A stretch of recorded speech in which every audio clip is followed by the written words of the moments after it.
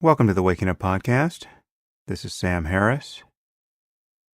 Well, today's topic is a topic we all think about while doing our best not to think about it. The topic is death. And how we think about death changes depending on whether we're thinking about dying ourselves or about losing the people we love. But whichever side of the coin we take here, death is really an ever-present reality for us. And it is so whether we're thinking about it or not.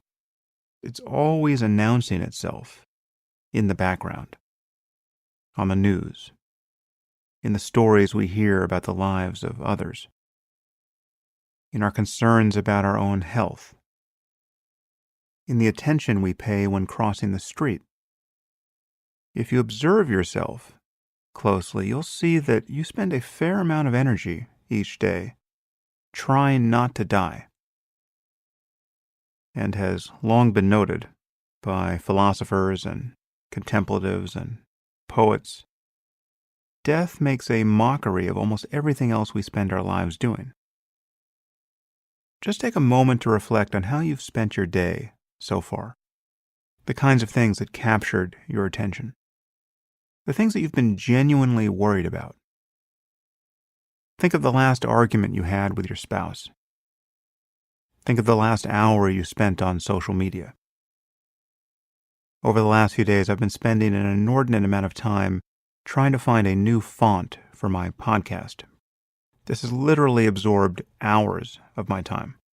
So if you had stopped me at any point in the last 48 hours and asked me what I'm up to, what really concerns me, what deep problem I'm attempting to solve, the solution to which seems most likely to bring order to the chaos in my corner of the universe, the honest answer would have been, I'm looking for a font.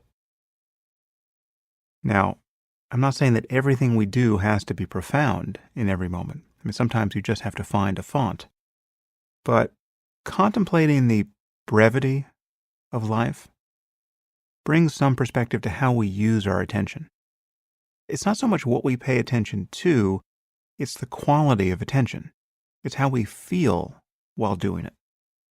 If you need to spend the next hour looking for a font, you might as well enjoy it. Because the truth is, none of us know how much time we have in this life.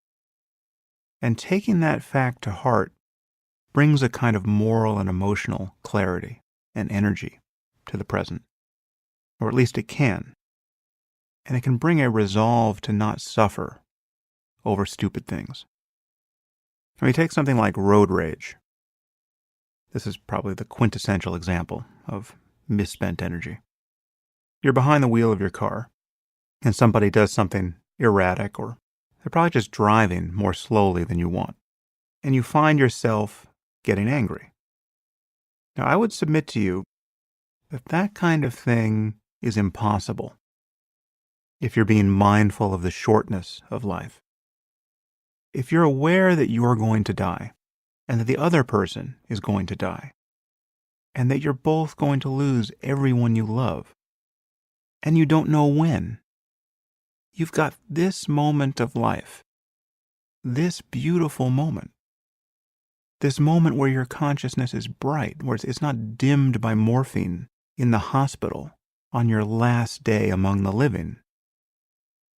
And the sun is out, or it's raining. Both are beautiful. And your spouse is alive, and your children are alive, and you're driving. And you're not in some failed state where civilians are being rounded up and murdered by the thousands. You're just running an errand. And that person in front of you, who you will never meet, whose hopes and sorrows you know nothing about, but which if you could know them, you would recognize are impressively similar to your own, is just driving slow. This is your life, the only one you've got, and you will never get this moment back again. And you don't know how many more moments you have. No matter how many times you do something, there will come a day when you do it for the last time. You've had 1,000 chances to tell the people closest to you that you love them in a way that they feel it and in a way that you feel it. And you've missed most of them. And you don't know how many more you're going to get.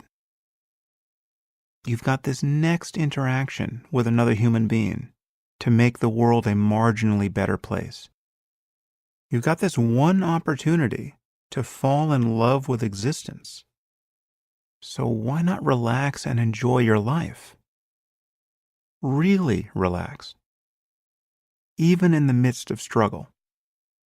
Even while doing hard work.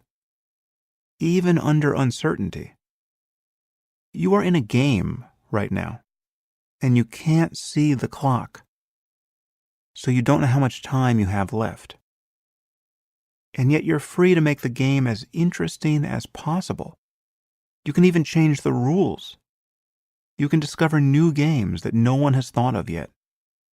You can make games that used to be impossible suddenly possible and get others to play them with you. You can literally build a rocket to go to Mars so that you can start a colony there. I actually know people who will spend some part of today doing that. But whatever you do, however seemingly ordinary, you can feel the preciousness of life. And an awareness of death is the doorway into that way of being in the world.